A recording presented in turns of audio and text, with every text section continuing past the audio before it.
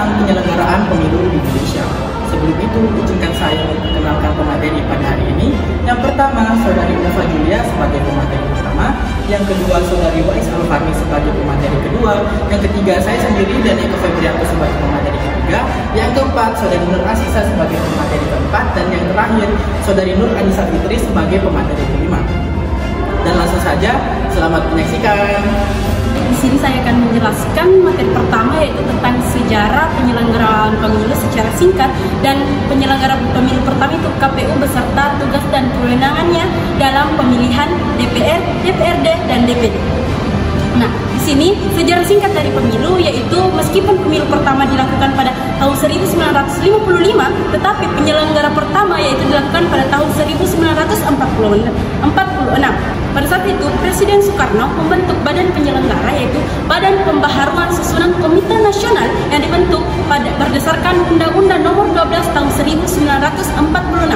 Nah, selanjutnya yaitu di mana tugas dari lembaga ini yaitu untuk memenuhi atau mengisi kekosongan dari Komite Nasional Indonesia Pusat, karena pada saat itu mereka tidak menjalankan kewajibannya dengan baik pada pemilihan daerah. Selanjutnya saya akan menjelaskan tentang penyelenggara pemilu pertama, yaitu KPU.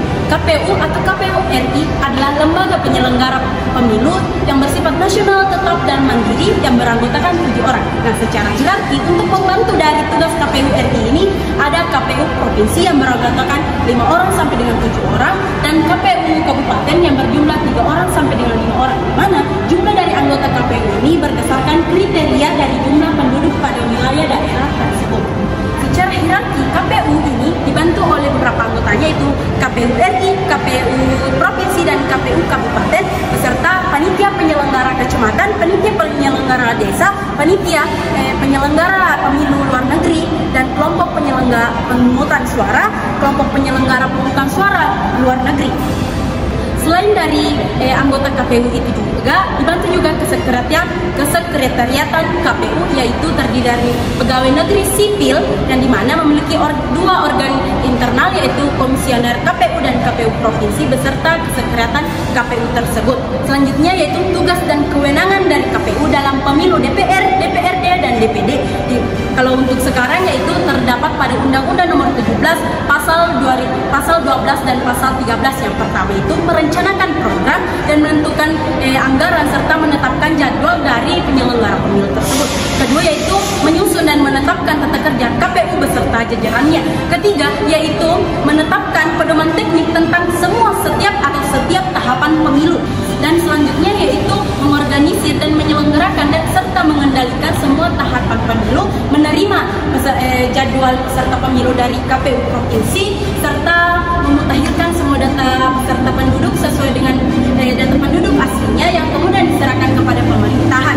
Selanjutnya menetapkan siapa saja peserta pemilu dan juga mengumumkan tentang nama anggota DPR, DPRD, dan DPD yang akan menjadi calon dari pemilu tersebut. Selanjutnya menerima laporan dari Bawaslu tentang adanya pelanggaran dari pemilu ini. Nah, jika terdapat pelanggaran dari pemilu ini, maka dia akan memberhentikan sementara dari anggota KPU yang melakukan pelanggaran. Selanjutnya melakukan sosialisasi ke masyarakat tentang penyelenggaraan pemilu, apalagi hubungannya dengan tugas dan kewenangannya. Selanjutnya menentukan kantor akuntan publik untuk mengaudit data kampanye serta melaporkan hasil dari sumbangan kampanye tersebut, serta mengevaluasi serta melakukan laporan atau mengesahkan tentang tugas dari KPU ini. Dan yang terakhir yaitu melaksanakan tugas dan kewenangan KPU berdasarkan dengan peraturan perundang-undangan.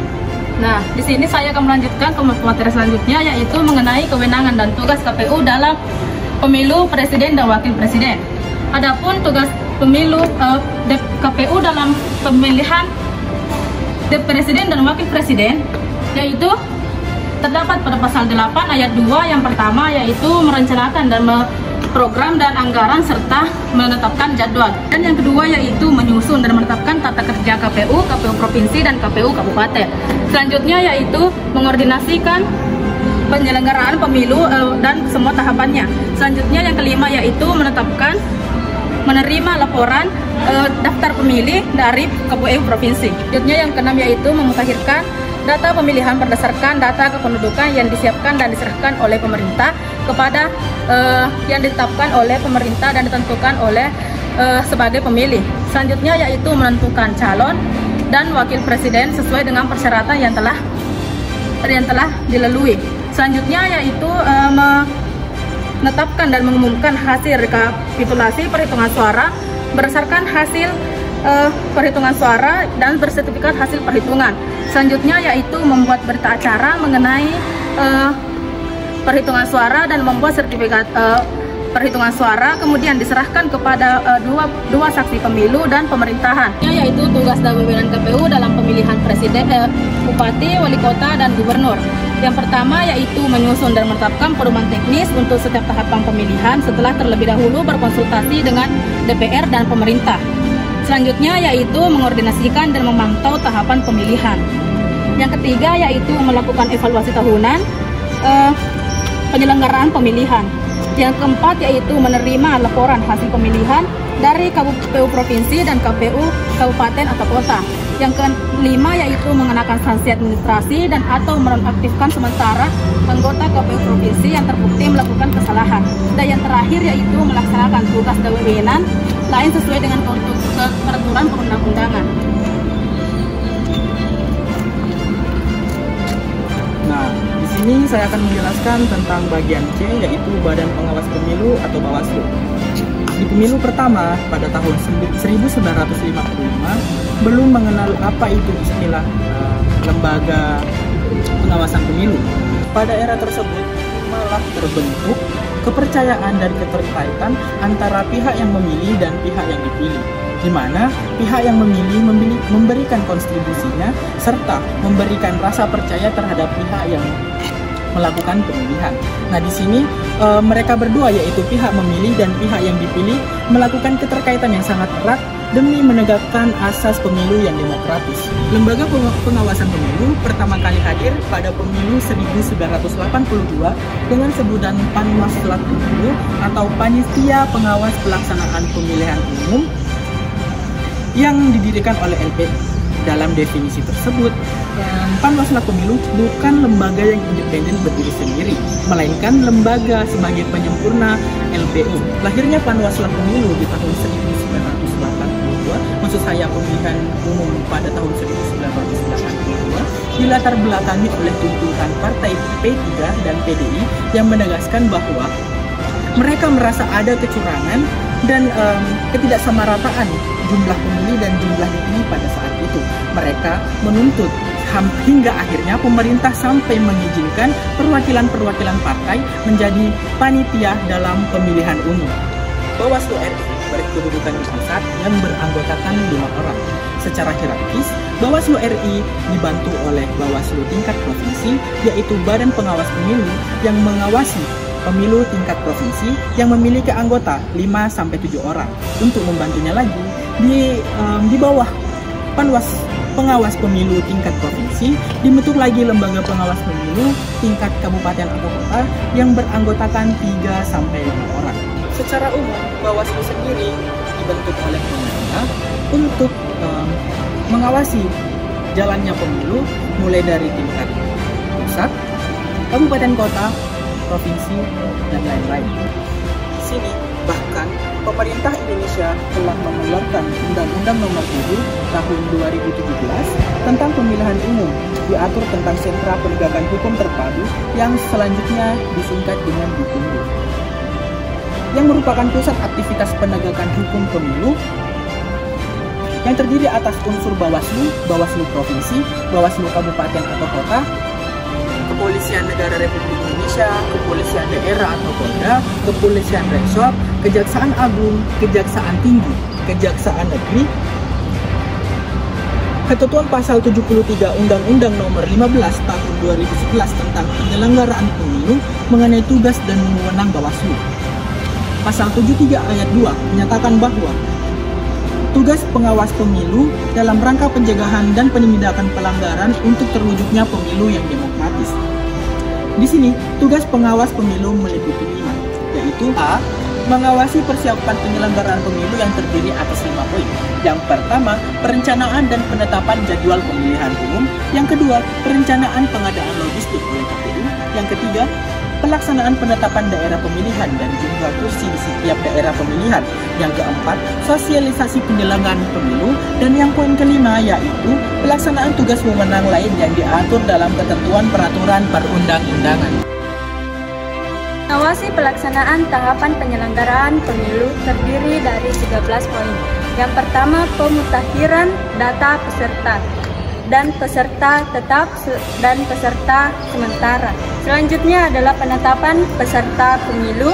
Yang ketiga adalah proses pencalonan anggota DPR, DPD, DPRD, calon presiden dan wakil presiden, gubernur, wali kota, dan bupati. Selanjutnya pelaksanaan kampanye, pengadaan logistik dan pendistribusiannya, dan pelaksanaan pemilihan suara dan pemungutan hasil suara di TPS. Selanjutnya, pergerakan surat suara, berita acara, perhitungan suara, dan sertifikat hasil penghitungan suara dari tingkat TPS sampai ke PPK. Pergerakan suara, tabulasi penghitungan suara dari tingkat TPS sampai ke kabupaten atau kota. Proses rekapitulasi hasil penghitungan perolehan suara di TPS, PPK, KPU, kabupaten, kota, KPU, kabupaten, provinsi. Pelaksanaan penghitungan dan pemungutan suara ulang, pemilu lanjutan, dan pemilu susulan. Selanjutnya, pelaksanaan putusan pengadilan terkait dengan pemilu, pelaksanaan putusan DKPP, dan terakhir, proses penetapan hasil pemilu. Poin C, mengelola, memelihara, dan merawat arsip dokumen serta melaksanakan penyusutannya berdasarkan jadwal retensi arsip yang disusun oleh Bawaslu dan Handrik. Kemudian memantau atas pelaksanaan tindak lanjut penanganan pelanggaran pidana pemilu oleh pelaksanaan putusan penyelenggara pemilu, evaluasi pengawasan pemilu, dan menyusun laporan hasil pengawasan penyelenggara pemilu dan melaksanakan tugas yang lain yang diatur dalam perundang-undangan. Dalam pelaksanaan tugasnya, Bawaslu diberi kewenangan yang pertama yaitu menerima laporan dengan pelanggaran terhadap pelaksanaan ketentuan peraturan perundang-undangan mengenai pemilu. Menerima laporan adanya pelanggaran administrasi pemilu dan mengkaji laporan dan temuan serta melaporkan kepada yang berwenang. Selanjutnya, menyelesaikan sengketa pemilu, membentuk Bawaslu Provinsi, mengangkat dan membubarkan anggota Bawaslu Provinsi, dan yang terakhir adalah kewenangan yang lainnya yang diatur dalam perundang-undangan. Dewan Kehormatan Penyelenggara Pemilu seperti halnya Bawaslu, Dewan Kehormatan Penyelenggara Pemilu ini, istilah Dewan Kehormatan ini belum dikenal juga pada era pemilihan sebelum era reformasi. Sejarah kemunculan Dewan Kehormatan Penyelenggara Pemilu ini berawal dari pembentukan Dewan Kehormatan Komisi Pemilihan Umum. Lembaga ini dibentuk berdasarkan Undang-Undang Nomor 12 Tahun 2003 tentang pemilihan anggota DPR, DPD, dan DPRD. Tujuan dibentuknya Dewan Kehormatan Komisi Pemilihan Umum ini untuk memeriksa dugaan adanya penyelenggaraan kode etik yang dilakukan oleh KPU RI dan KPU Provinsi. Sementara untuk pemeriksaan penyelenggara kode etik yang dilakukan oleh anggota KPU Kabupaten atau kota dibentuk DKKPU Provinsi. DKKP ini secara khusus diatur pada Undang-Undang Nomor 15 Tahun 2011 tentang penyelenggara pemilihan umum. Bab 5 Pasal 109 ayat 1, DKKP bersifat tetap dan berkedudukan di ibu kota negara. DKKP ini memiliki tugas dan wewenang untuk menegakkan dan menjaga kemandirian, integritas, dan kredibilitas penyelenggara pemilu. Secara lebih spesifik, pada pasal 109 ayat 2, DKKP dibentuk untuk memeriksa dan memutuskan pengaduan atau laporan adanya dugaan penyelenggaraan kode etik yang dilakukan oleh anggota KPU dan jajaran di bawahnya, anggota Bawaslu dan jajaran di bawahannya. Sekian dari saya.